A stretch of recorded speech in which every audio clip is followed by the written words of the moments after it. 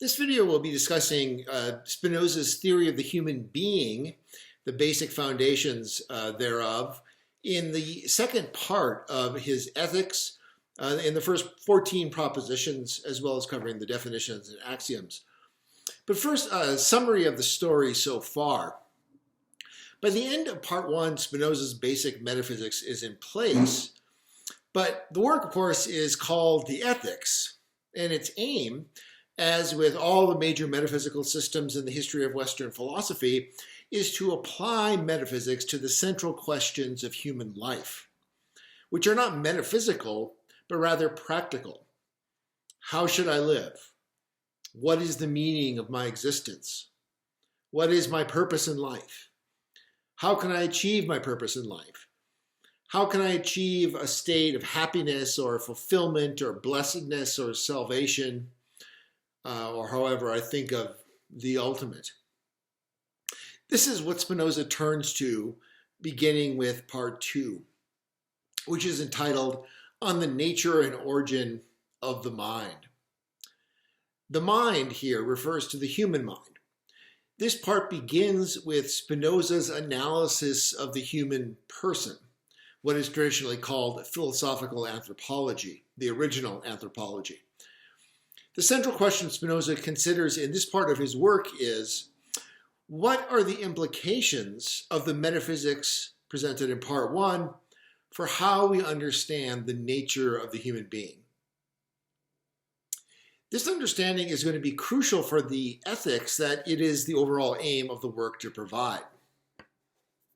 So if we look at the description here, right before the beginning of the second part, he says, this is on page 31, I pass now to explaining those things which must necessarily follow from the essence of God or the infinite and eternal being, not indeed all of them, for we have demonstrated that infinitely many things follow from it in infinitely many modes, but only those that can lead us by the hand, as it were, to the knowledge of the human mind and its highest blessedness. So he makes clear right there that the purpose of all of these examinations is to identify the highest blessedness for the human mind. And as a preliminary to this, we must first of all examine what the human mind is. What is its nature?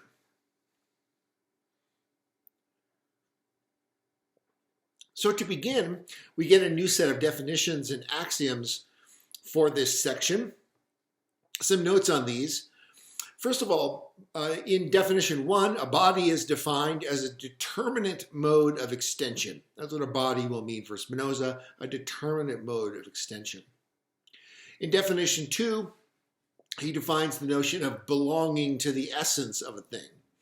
Belonging to the essence of a thing is defined as anything that, if taken away, would cause that thing to cease to exist. That's what belonging to the essence of a thing means for him. In definition three, we get the definition of an idea, which he says is a concept which the mind forms. Definition four defines the notion of an adequate idea.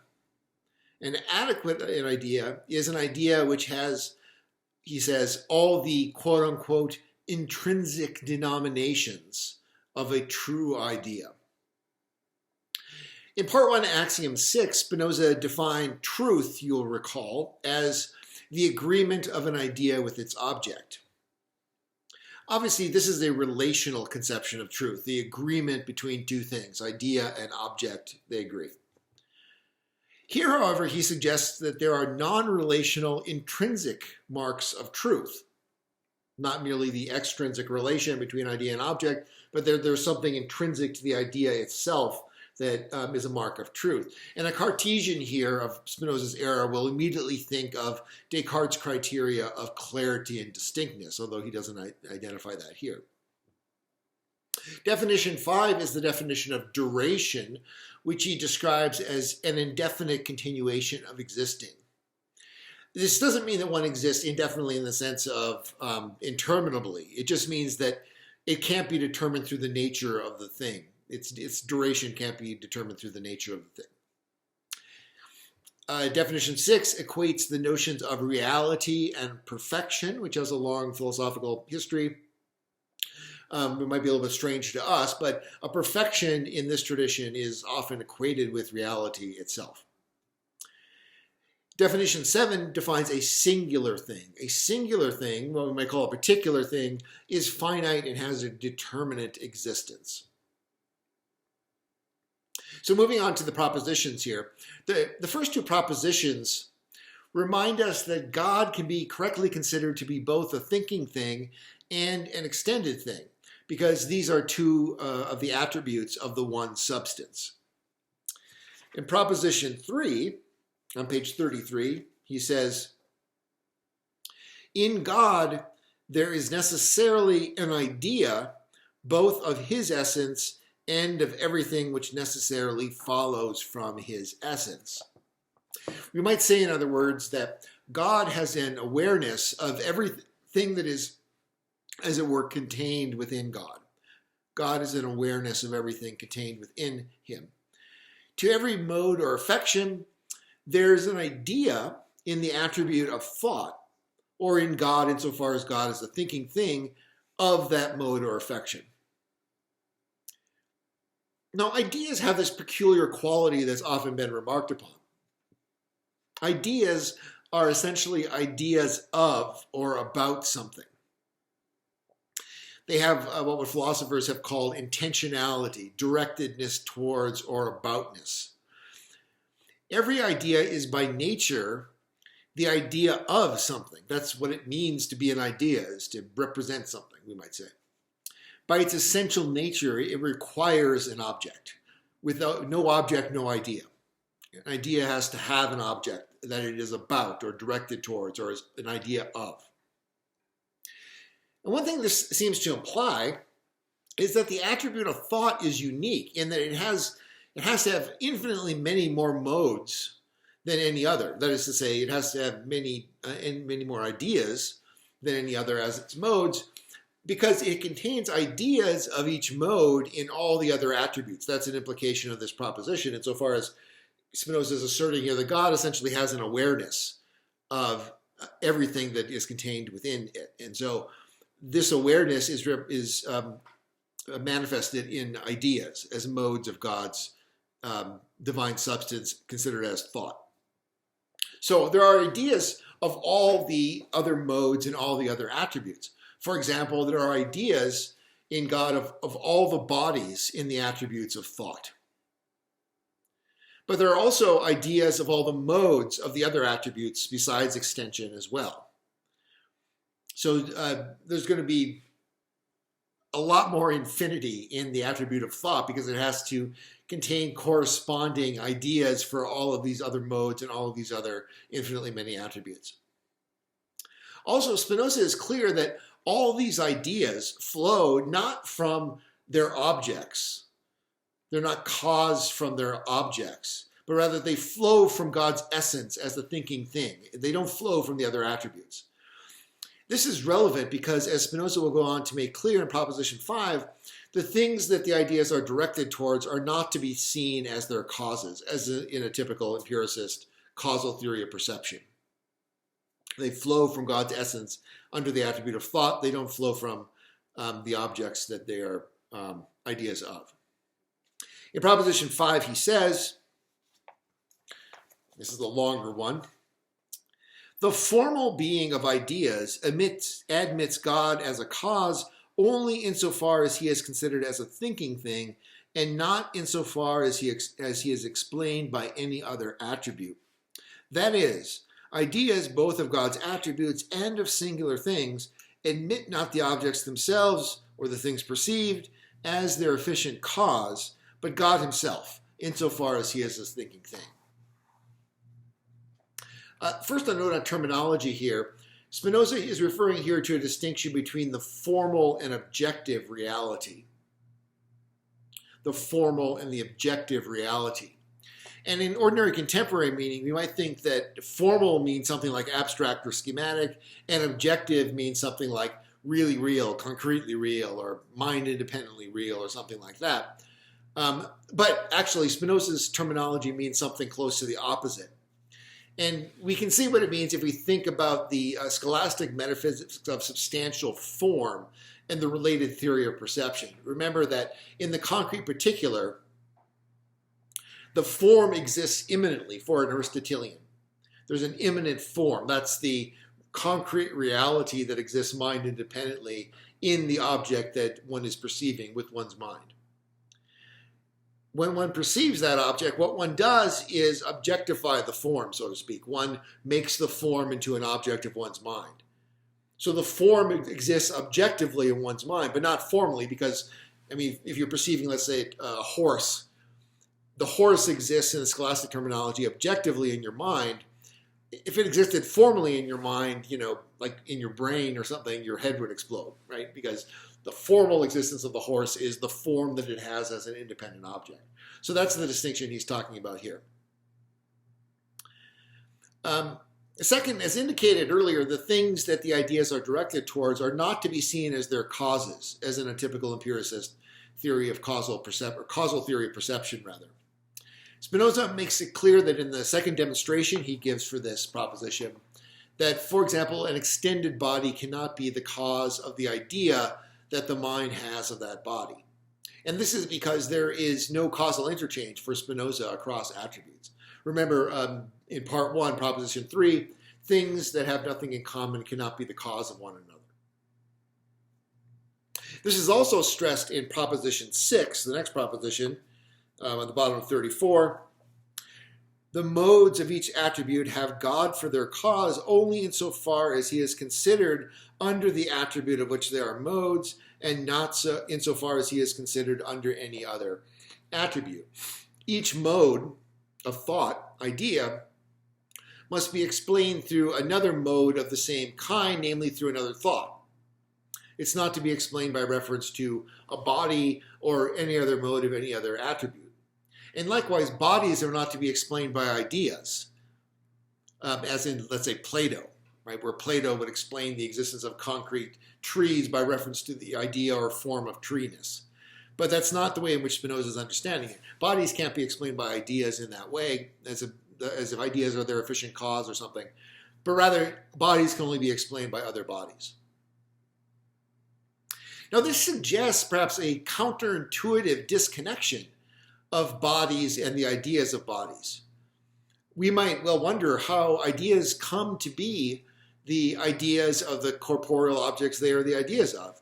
If it's neither the case that the bodies can cause ideas to arise in the mind, nor is it the case that the ideas in Platonic fashion are the archetypal source of corporeal objects that are modeled on them as pale reflections or shadows, as Plato suggests in the Republic.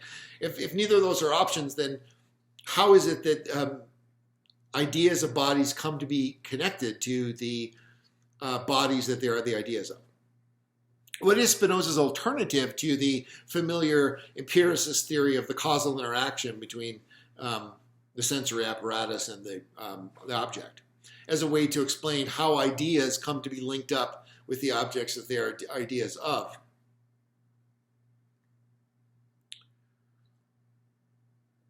Well, the short answer is this. For Spinoza, ideas are linked to bodies because they are, at the basic ontological level, identical to them. Ideas are linked to bodies because bodies and ideas are identical. An idea, in other words, is the same reality as a body at the level of substance.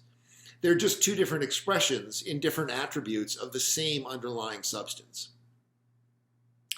It follows from this that there must be a one-to-one correspondence between every mode of thought or idea with a corresponding mode of extension or body.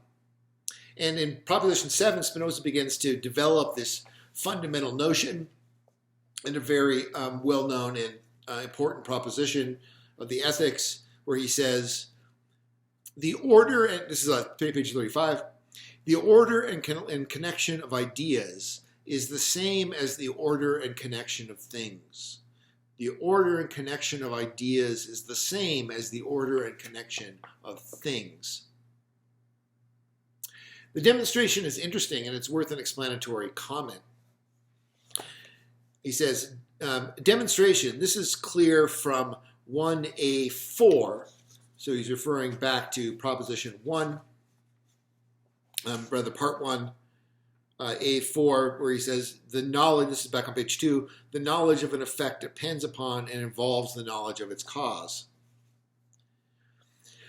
The knowledge of an effect depends upon the knowledge of its cause. For the idea of each thing caused depends upon the knowledge of the cause of which it is the effect. Now, this is not really maybe as clear as it could be. And the corollary further explains this, as well as the scholium. He says, corollary, from this it follows that God's actual power of thinking is equal to his actual power of acting. That is, whatever follows formally from God's infinite nature follows objectively in God from his idea in the same order and with the same connection. So there's this parallelism between the formal reality and the idea that contains that formal reality in a kind of objective mode. In other words, what he's saying here, I think, is this. The reasoning can be filled in this way. For Spinoza, to have an idea of an effect, and every mode of God is going to be an effect because everything is going to be caused. So to have an idea of anything, but consider it in its aspect as an effect, implies knowledge of this effect. But knowledge of the effect implies knowledge of the cause of the effect. And that's what part 1, proposition, or axiom 4 says. Knowledge of the effect implies knowledge of the cause of the effect. Knowledge of the cause, however, implies having an idea of that cause. And having an idea of the cause implies having knowledge of the preceding cause, of which that cause is the effect, and so on. From this, we're going to see a series of parallel causal chains. There's going to be a chain of bodies in causal succession, with one body causing another body, or cause, effect, and so forth. So an effect serves as a cause for the next item in the chain, and that effect in turn serves as a cause for the next item in the chain, and so on. But then in order to understand anything in that series, you have to understand the preceding causes. And so there's going to be a chain of ideas in what we might describe as either an epistemic or psychological or logical or inferential succession. And these two series will involve a one-to-one correspondence of a body in God under extension to an idea of that body, a body in God under thought. So there's going to be a one-to-one correspondence between a body and an idea of that body and these two different attributes of God. And these are going to mirror each other in the sense that the inferential links between the series of ideas could be mapped onto the causal links in the series of bodies. Okay, so this requires an example. So just take a simple example. We could take any physical causal sequence, but let's just take something obvious like the following causal sequence. So something happens in the world, in the physical world. In the physical world, the farmer plants seeds. The seeds cause the corn to grow. The field workers harvest the corn. The cook boils the corn and serves it up as corn on the cob. Now, in Spinoza's view, to have an idea of corn on the cob means to sort of know what corn on the cob is. To have an idea of it in Spinoza's terms involves being able to know it, and being able to know it means being able to trace back its causes. So it involves making the inferential connections as, I've got corn on the cob, and based upon my knowledge of corn on the cob, I can infer that someone cooked this to make it edible to humans. There was some field worker who picked the corn. There was some seed that grew to be an ear of corn. There was some farmer that planted the seed. And I could trace it back a little bit farther maybe, right? So we have two things. We have the causal sequence, the physical sequence of farmer to seed to field worker to cook to corn on the cob. And then we have the idea sequence, which is my knowledge, which of course goes backwards in this case, because I'm drawing inferences from effects to the causes that I know preceded them. So those are the two series, but obviously these mirror each other perfectly. And here we can anticipate that for Spinoza, knowledge is going to come in degrees, because we see from this example that the average adult has an idea of corn on the cob that's more adequate, let's say, than the average small child, who maybe doesn't know where it comes from. But someone like a farmer or a food scientist is going to have a much more adequate idea than the average adult, and God is going to have a perfect idea, more adequate than any human being, of the causal sequences involved there. So that's the basic idea. And this typically goes by the name of Spinoza's parallelism. It's typically called that. I won't make a lot out of that, because this is something that you find in the scholarship more than an official Spinozistic term. But you can see why they would call it that. It's a parallelism because there are these parallel or mirroring sequences of a series of effects in the mode of extension. I put an E here, we could put a body here, right? Such that there's going to be a series of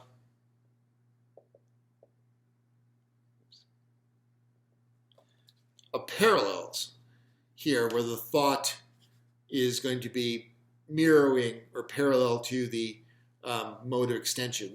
The idea is going to be parallel to the body.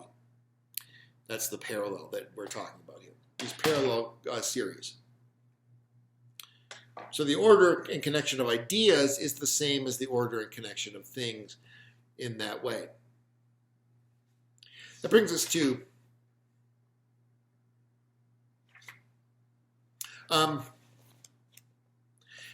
one more thing about this. The first two paragraphs of the Scholium, it's worth reading these here, because Spinoza makes clear that this picture can be somewhat misleading, because it suggests that we have 6 different things here, right, that we're talking about, when actually what we're talking about here is really just one thing. That these little lines here, at the deeper metaphysical level, we should replace these with equality signs, because these are actually identities. These are actually identities.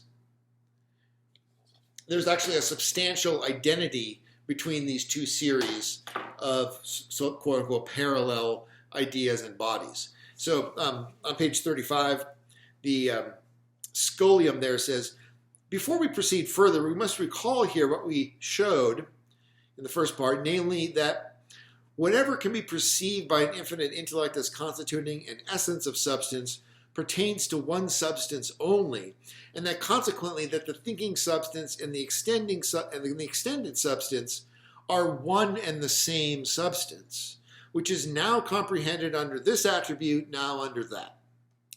So also, a mode of extension and the idea of that mode are one and the same thing, but expressed in two ways.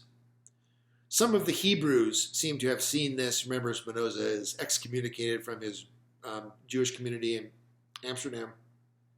Some of the Hebrews seem to have seen this as if through a cloud, when they maintain that God's intellect, and the things understood by him are one and the same.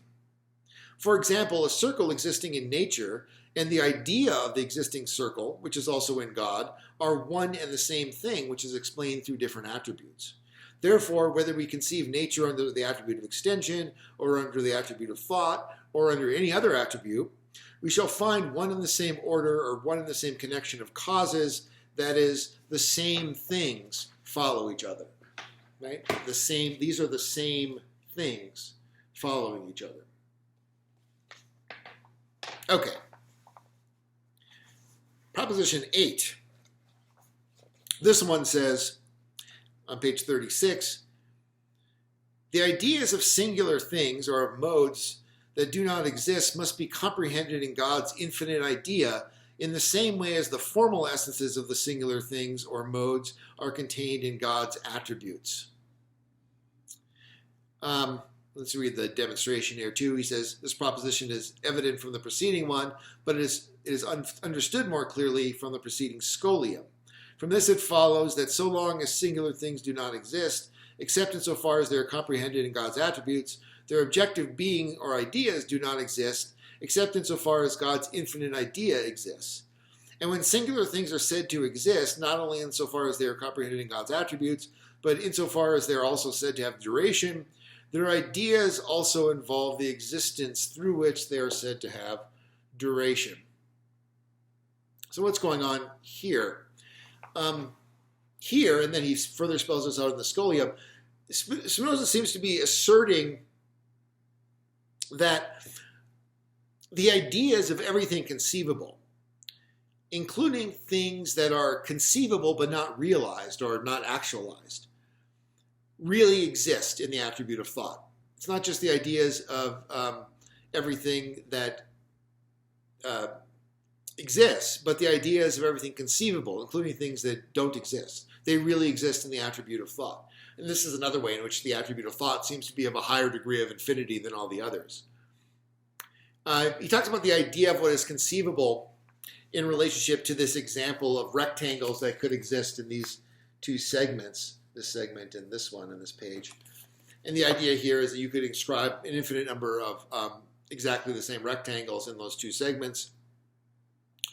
And these possible, as we would call them, rectangles exist really in the divine intellect because they're conceivable, even though they don't exist in this drawing, right? But they exist. The possible rectangles that you could inscribe in this drawing exist in the divine intellect. Why is this significant? Well, the idea of duration comes into play here, and its place in Spinoza's system comes to the fore in this proposition. The picture seems to be something like this, that the idea of any mode in any attribute other than thought is an eternal idea. It's always in God in the attribute of thought. The idea of any mode in any attribute other than thought exists as an eternal idea in God in the attribute of thought. However, the mode itself only exists for a period of time within its non-thought attribute. So, for example, a body only exists for a specific period of time or duration. However, the idea of this body, which pre-exists the mode's duration and will continue to exist when that duration has been spent, and the mode no longer exists in the physical world, that idea exists eternally in the mind of God.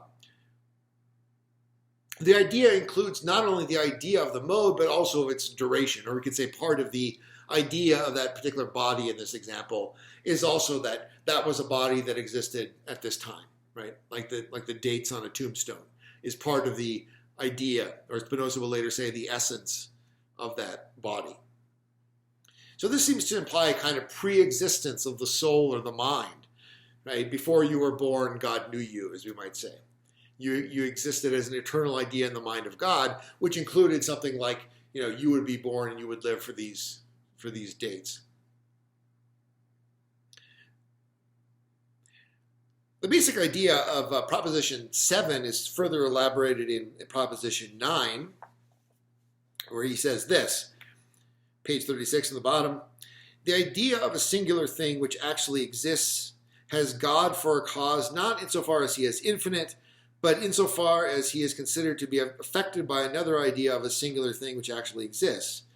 And of this idea, God is also the cause, insofar as he is affected by a third, and so on to infinity. Demonstration. The idea of a singular thing which actually exists is a singular mode of thinking and distinct from the others, by Proposition 8, Corollary and Scolo. And so by Proposition 6, has God for a cause only insofar as he is a thinking thing, but not by Proposition 28 from the first part, insofar as he is thinking thing absolutely, rather only insofar as he is considered to be affected by another determinate mode of thinking, and God is also cause of this mode insofar as he is affected by another determinate mode of thinking, and so on to infinity. But the order and connection of ideas by Proposition 7 is the same as the order and connection of causes. Therefore, the cause of one singular idea is another idea, or God, insofar as he is considered to be affected by another idea. And of this also God is the cause, insofar as he is affected by another, and so on to infinity, QED. This emphasizes that singular things are caused not directly by God as an absolute substance, as an infinite substance, but rather singular things are caused always by another singular thing in the same attribute of God. And so they're going to fall into a causal series, an infinite causal series within that attribute. Right? In other words, this is the picture here. Proposition 10 reads this way on page 37. The being of substance does not pertain to the essence of man, or substance does not constitute the form of man. Of course, this is not a surprising statement at this point. In fact, it's already been established in part 1. It just hasn't been made explicit. The individual human being is nothing but a mode of God.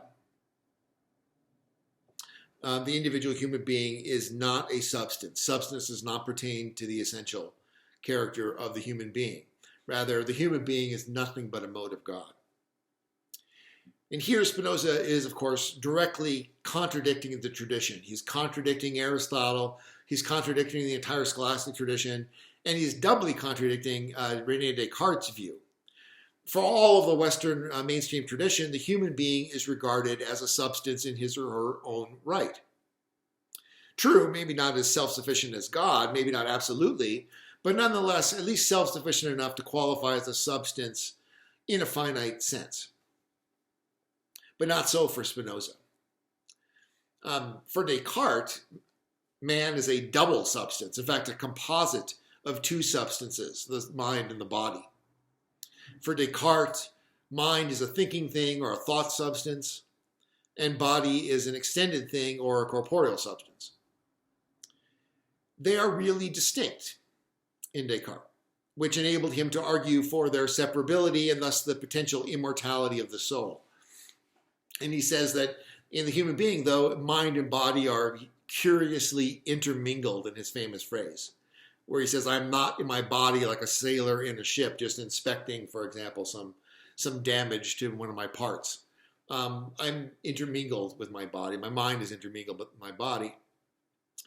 Now, one of the keys, I think, to understanding the project of the ethics as a whole is to see that it aims to undermine Descartes' aim, his stated aim at least, in the Meditations. If you read in Descartes' Meditations the opening dedicatory letter to the Sorbonne, which is inscribed to those most learned and distinguished men, the dean and doctors of the sacred faculty of theology at Paris, where Thomas Aquinas taught, the University of Paris, right? He's explaining what his Meditations is about, what it's aiming for. And he says this is, I'm quoting here from the Philosophical Writings of Descartes on page 4, if you can get your hands on this. He says, I know that the only reason why many irreligious people are unwilling to believe that God exists and that the human mind is distinct from the body is the alleged fact that no one has hitherto been able to demonstrate these points. Now, I completely disagree with this. I think that when properly understood, almost all the arguments that have been put forward on these issues by great men have the force of demonstrations, and I am convinced that it is scarcely possible to provide any arguments which have not already been produced by someone else. Nevertheless, I think there can be no more useful service to be rendered in philosophy than to conduct a careful search once and for all for the best of these arguments, and to set them out so precisely and clearly as to produce for the future a general agreement that they amount to demonstrative proofs. And finally, I was strongly pressed to undertake this task by several people who knew that I had developed a method for resolving certain difficulties in the sciences, not a new method, for nothing is older than the truth, but one which they had seen me use with some success in other areas, and I therefore thought it my duty to make some attempt to apply it to the matter at hand.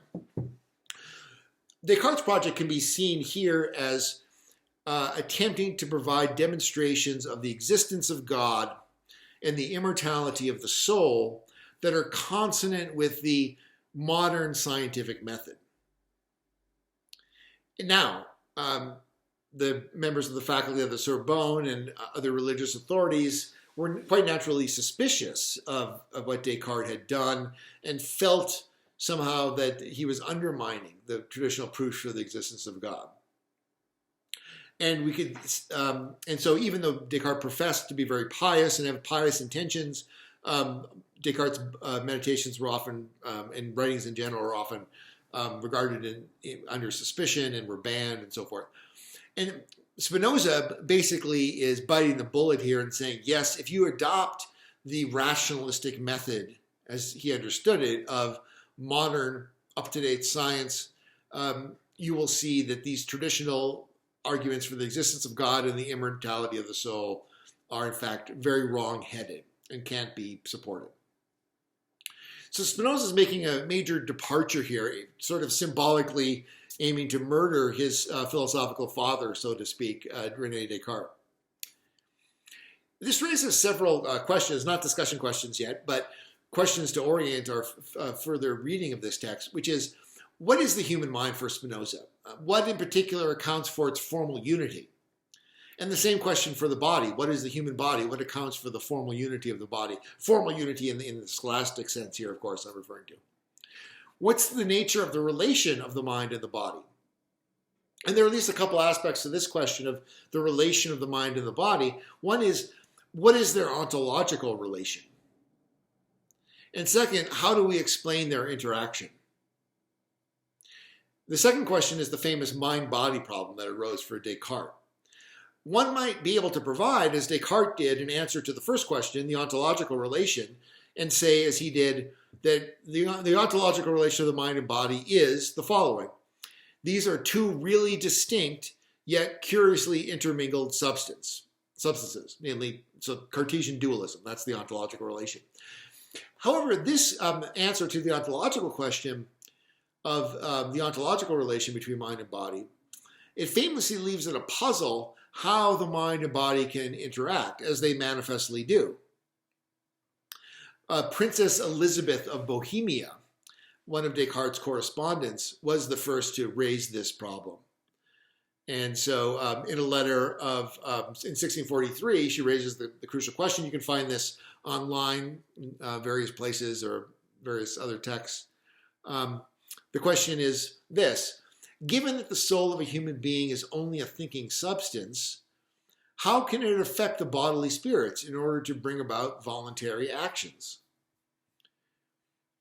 And of course, you can work it in the other way as well. You can say, how is it that the body is able to affect the soul, as it obviously does, right? That's the classic mind-body problem. And she engaged in a dialectic with Descartes on this question.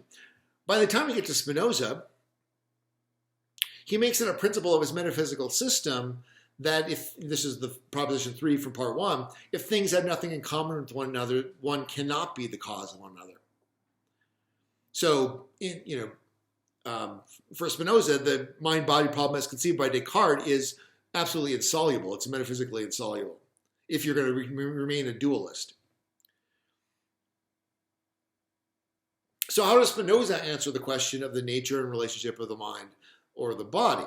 Well, based upon what we've said so far, we can anticipate his answers. That the human body is going to be a determinate mode of extension. The human body is a determinate mode of extension. The human mind will be a determinate mode of thought or an idea. Now, this might seem strange. Spinoza refers to the mind as an idea. The mind, only one idea? It seems like a strange way of speaking, but perhaps it won't be so strange if we think of it as one very complex or compound idea. Something like this. Consider all the ideas or thoughts, all the mental contents that occur in a particular human mind in the course of its lifetime. This is the set of all the ideas of that mind. You can order all these into a series and add them together and consider them as one very complex idea. That would be Spinoza's idea of the human mind. As for their relation, we've seen that ideas are linked to bodies because they are, at the most basic ontological level, identical to them. An idea is the same reality as a body at the level of substance. They're just two different expressions in different attributes of the same underlying substance. From this, it would seem clear that Spinoza's view has to be that the human mind is identical at the substantive level with the human body. The human mind and the human body are one identical substance under two attributes. That's their basic ontological relation. And so that answers the first aspect of the mind-body relation question. The ontological relation of mind and body is identity. They're identical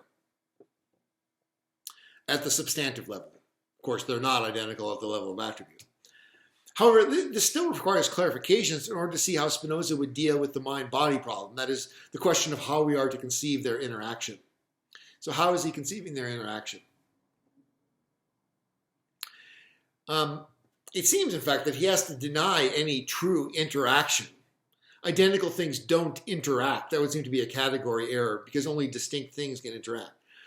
Instead, the Cartesian notion of their interaction, it seems, will be replaced in Spinoza by some account based on a series of parallel causal chains, a chain of body states and a chain of ideas, mental states. So these can be conceived as, a chain of a single persistent body and the mental states of a single mind in an epistemic or psychological or logical succession that's parallel to and mirrors the causal succession of the states of the body.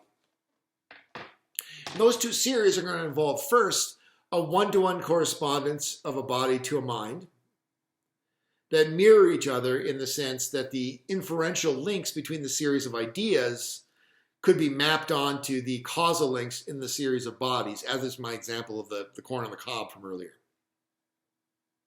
And in Proposition 11 and Proposition 13, Spinoza makes clear that something like this is in fact his view. He gives us his definitive answer on the question of the relationship of the mind and the body. That the human mind is nothing but an idea of the human body. The human mind is nothing but an idea of the human body. So what replaces interaction in Spinoza between mind and body is this relation of intentionality, that the mind is about the body in all of its complex subdivisions or states, we might say. The mind is mirroring the body in the sense that it is about states of the body. That's the view. Let's look at Proposition 11, the bottom of page 38. This is what he says.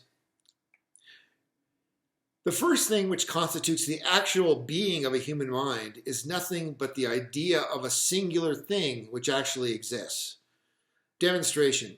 The essence of man by P10c is constituted by certain modes of God's attributes, namely by A2, by modes of thinking, of all of which by A3 the idea is prior in nature, and when it is given, the other modes to which the idea is prior in nature must be in the same individual.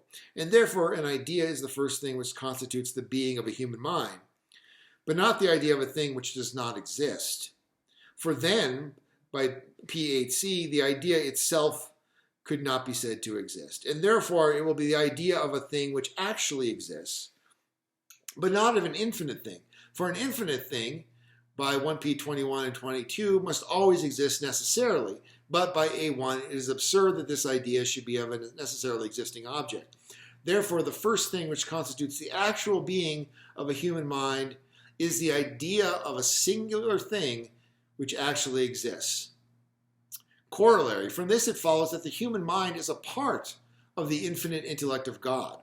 Therefore, when we say that the human mind perceives this or that, we are saying nothing but that God, not insofar as he is infinite, but insofar as he is explained through the nature of the human mind, or insofar as he constitutes the essence of the human mind, has this or that idea.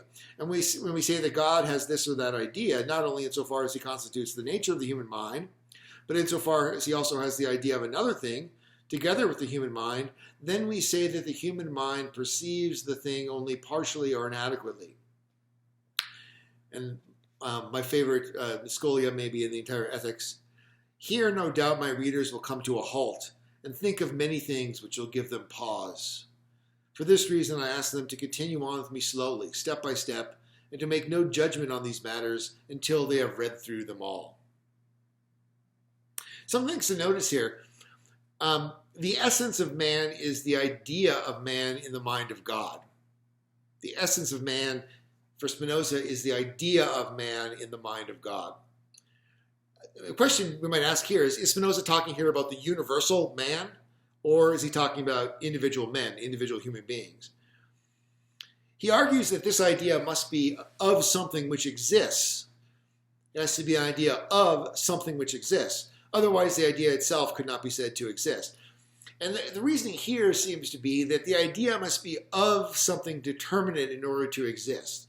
And this would have to be a singular thing, i.e. a thing that is a certain determinate existence. So the idea of the essence of man is the essence of a specific human being, it would seem.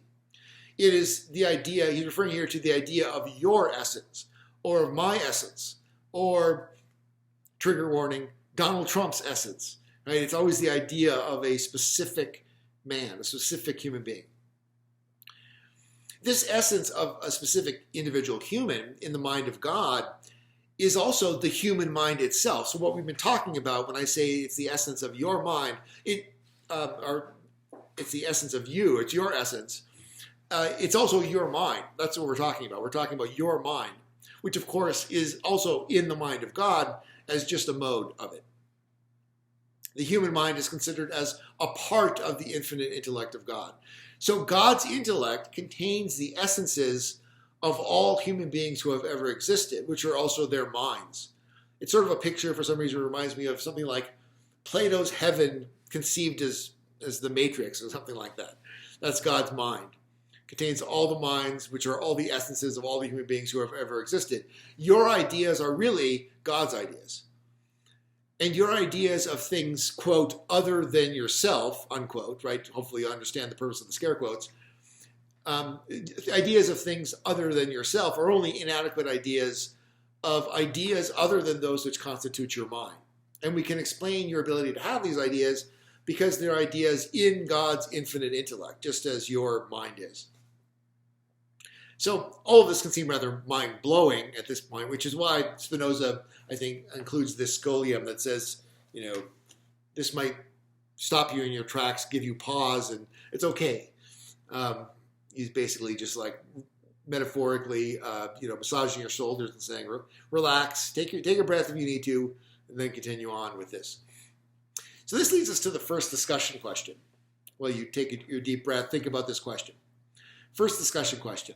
Is Spinoza's conception of the nature and ontological status of the human mind a cogent one? Do you find it intellectually attractive or do you find it problematic? Either way, explain why. Does Spinoza's theory of mind make his substance monism, his theory that there exists only one substance, God, of which everything else is a mode, does it make this theory more or less plausible to you? So, first discussion question, is Spinoza's conception of the nature and ontological status of the human mind a cogent one? Do you find it intellectually attractive or problematic? And does Spinoza's theory of mind make his substance monism more or less plausible to you? Moving on to Proposition 12, rather than finding reassurance at this point, we find additional conclusions that sound really outrageous at first blush. So, Proposition 12, page 39. He says, whatever happens in the object of the idea constituting the human mind must be perceived by the human mind, or there will necessarily be an idea of that thing in the mind. That is, if the object of the idea constituting a human mind is a body, nothing can happen in that body which is not perceived by the mind. Demonstration. For whatever happens in the object of any idea, the knowledge of that thing is necessarily in God, insofar as he is considered to be affected by the idea of the same object, that is, by Proposition 11, insofar as he constitutes the mind of something. Therefore, whatever happens in the object of the idea constituting the human mind, the knowledge of it is necessarily in God, insofar as he constitutes the nature of the human mind. That is, by Proposition 11c, knowledge of this thing will necessarily be in the mind, or the mind will perceive it. QED. And the scholium says this proposition is more evident the more you consult the scholium in Proposition 7. What he's claiming is that the human mind, which as we've said is a complex compound idea, as I've called it, existing in the infinite intellect of God, as Spinoza makes clear, that the human mind so conceived is really a complex representation of every single aspect of its object, down to the smallest detail.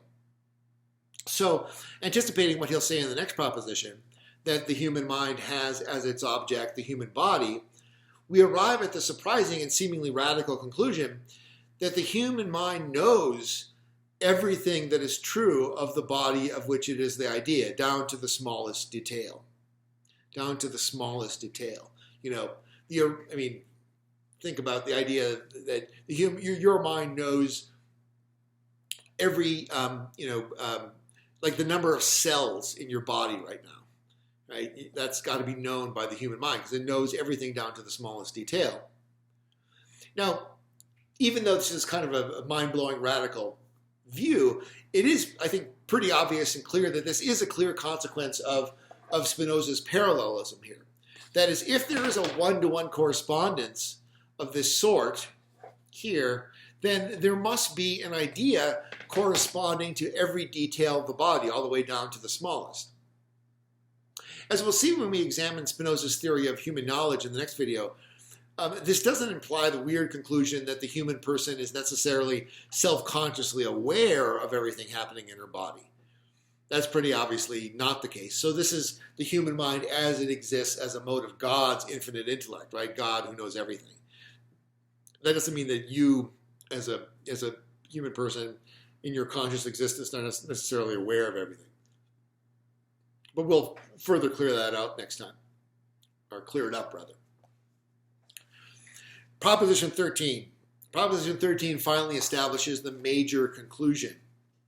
On page 39, he says, the object of the idea constituting the human mind is the body, or a certain mode of extension, which actually exists, and nothing else. So the object of the human mind is the body. Demonstration. For if the object of the human mind were not the body, the ideas of the affections of the body would not be in God, insofar as he is constituted by our mind. But insofar as he is constituting, let's just start this again. Demonstration. For if the object of the human mind were not the body, the ideas of the affections of the body would not be in God, by proposition 9c, insofar as he constituted our mind, but insofar as he constituted the mind of another thing. That is, by proposition 11c, the ideas of the affections of the body would not be in our mind, but by A4, we have ideas of the affections of the body. Therefore, the object of the idea which constitutes the human mind is the body, and it, by P11, actually exists. Next, if the object of the mind were something else also in addition to the body, then by 1P36, nothing exists from which there does not follow from effect. There would necessarily, by P12, be an idea in our minds of some effect of it. But by A5, there is no idea of it. Therefore, the object of our mind is the existing body and nothing else, QED. Corollary. From this, it follows that man consists of a mind and a body, and that the human body exists as we are aware of it. Lots of important stuff going on here. Notice, first of all, the demonstration I just read and stumbled over, sorry about that, it employs an empirical a posteriori premise. Namely, we have ideas of the affections of the body. In fact, right now, I've got an itch in my eye. So we have ideas of the affections of the body. Thank you, body, for helping me illustrate that point. This is something we know empirically. And Spinoza here, he basically employs what Kant would call a transcendental form of argument. That is, arguing from experience to the conditions that make the experience possible. So we know that we have ideas of the affections of that object that we regard as our body. Given the propositions that we've established thus far, we can say that we wouldn't have those ideas if, one, our mind wasn't the idea of that body, and two, that body actually existed. So note how in one fell swoop, Spinoza established the connection of mind to body and the existence of a mind-independent reality. He's established here not only that the mind is the idea of the body, but also that the body actually exists. Because only in this way can we explain how we have these ideas of the affection of the body. That's the argument. So both the philosophical problems of the mind-body connection and the existence of the external world or external world skepticism are solved by the same consideration for Spinoza, presupposing the mind is the idea of an actual body. This is the only way to explain why we have ideas of the affections of that body. This leads us to the second discussion question. Does Spinoza succeed in solving the mind-body problem that arises from Cartesian dualism? Why or why not? Does his solution to the mind-body problem raise new questions or problems of its own? So, second discussion question, does Spinoza succeed in solving the mind-body problem that arises from Cartesian dualism? Why or why not? Does his solution to the mind-body problem raise new questions or problems of its own? In the scholium to this proposition, which is on page 40, Spinoza makes three important points. The first is that the union of mind and body, which is properly understood as the mind being the idea of the body, is true not only of the human body, but of all other bodies in the physical universe as well. So he says there, this is halfway through the first paragraph on page 40, for the things we have shown so far are completely general and do not pertain more to man than to any other individuals, all of which, though in different degrees, are nevertheless animate. For of each thing there is necessarily an idea in God, of which God is the cause, in the same way as he is of the idea of the human body. And so whatever we have said of the idea of the human body must also be said of the idea of anything. In other words, there's an idea in the infinite intellect of God that is the essence of your cat, the tree in your yard, or even your car. The Sandia Mountains have an idea in the mind of God. That's what he's saying, etc., etc., etc. And this has raised an interesting debate over whether Spinoza is a panpsychist or animate of some sort. Notice he says there, these things are nevertheless animate. So what does he mean by that? Interesting to think about. So that's the first point. Second, because of the parity within God's intellect between the idea of your body, of your cat's body, of your tree, of your car, etc., the true difference between all these ideas is in their objects. That is, the only real difference between your mind and your cat's mind rests not in the formal reality of ideas in the mind of God. I'm gesturing as if I'm God, didn't mean to do that, in the mind of God, right? But rather, the only difference between your mind and your cat's mind, quote unquote, rests in the difference between their objects, namely in their respective bodies. It is true for Spinoza that your mind is more complex than your cat's, but that is entirely due to the fact that your body is more complex. So he makes this clear towards the bottom of, it's about 8 lines from the bottom, ends 8 lines from the bottom, begins about, let's say 15 lines from the bottom of page 40. He says, I say this in general, that in proportion as a body is more capable than others of doing many things at once, or being acted on in many ways at once, so its mind is more capable than others of perceiving many things at once. And in proportion as the actions of a body depend more on itself alone, and as other bodies concur with it less in acting, so its mind is more capable of understanding distinctly. That pertains more to how much things are acted on and so on. But it nonetheless is the idea that the complexity of the body is going to be relative to the complexity of the mind, or the complexity of the mind is going to be relative to the complexity of the body. He says, from these truths we can know the excellence of one mind over the others, and can see the cause why we have only a completely confused knowledge of our body and many other things, which I will deduce from them in the following propositions. So I guess we shouldn't confuse here the complexity of the mind. The human mind is indeed more complex, but that doesn't mean that it has any more clear perception of the world than your cat's does. That's a separate question. The epistemological question is distinct from the question of the complexity of your mind, would be one conclusion to draw from that. Third point. This is the second line of the scholium there on the same page. He says, referring to the union of mind and body, no one will be able to understand it adequately or distinctly unless he first knows adequately the nature of our body. The way to know the nature of the human mind is to examine the nature of the body. The way to know the nature of the human mind is to examine the nature of the body. So this is going to be a very important point for Spinoza. This leads us to a third discussion question. Do you find Spinoza's view that all things have minds of a sort, not only human bodies, but all things, to be all bodily things, rather? Do you find this to be a plausible suggestion, the view that all things have minds? Are there sound metaphysical or experiential arguments in favor of such a view? And explain your answer. So, third discussion question, do you find Spinoza's view that all things have minds, not only human bodies, but all things, to be a plausible suggestion? Are there sound metaphysical or experiential arguments in favor of the view that all things have minds? Along with Descartes, Spinoza believes that humans typically have only a very confused understanding of the nature of bodies in general, and thus of their own body in particular, as I just indicated. And this is why we get a little excursus inserted at this point in part 2, a little mini course on basic physics as Spinoza understands it, which is integrated into his metaphysics.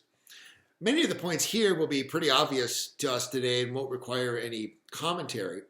However, the things that he calls lemma 4 through 7 are important because they explicitly spell out how Spinoza conceives of an individual body as existing within the physical world as he conceives of it, namely as a continuum, right? As the jello, as I was describing it metaphorically last time.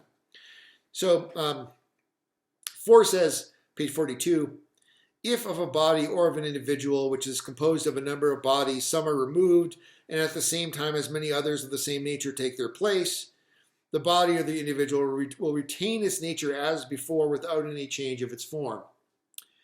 Lemma 5 says, if the parts composing an individual become greater and less, but in such a proportion as they keep all the same ratio of motion and rest to each other as before, then the individual will likewise retain its nature as before, without any change of form. Lemma 6 says, if certain bodies composing an individual are compelled to alter the motion they have from one direction to another, but so that they can continue their motions and communicate them to each other in the same ratio as before, the individual will likewise retain its nature without any change of form. Lemma 7, therefore, furthermore, the individual so composed retains its nature, whether it as a whole moves or is at rest, whether it moves in this or that direction, so long as each part retains its motion and communicates it as before to the others. In other words, the unity or persistence of a particular individual body over time, it consists not in some immanent substantial form, but rather of a stable proportion or ratio being maintained between its various parts. So there's a stable ratio that's maintained between your limbs, your torso, and your head, right? This hand is always maintained a proportionate distance with my feet and my head and so forth, no matter how I move it. Of course, if I chop it off, right, it ceases to become part of my body. But Spinoza is going to say that's because it no longer is going to retain that stable proportion with your other parts of your body. So that's the idea of a stable proportion of a certain parcel of matter, and the individual, as it were, chunks of matter, parcels of matter in the continuum can change as long as there's a stable proportion between the parts of the body. And what gives it, of course, its form, in one sense, is going to be spelled out in terms of the idea of it in the mind of God.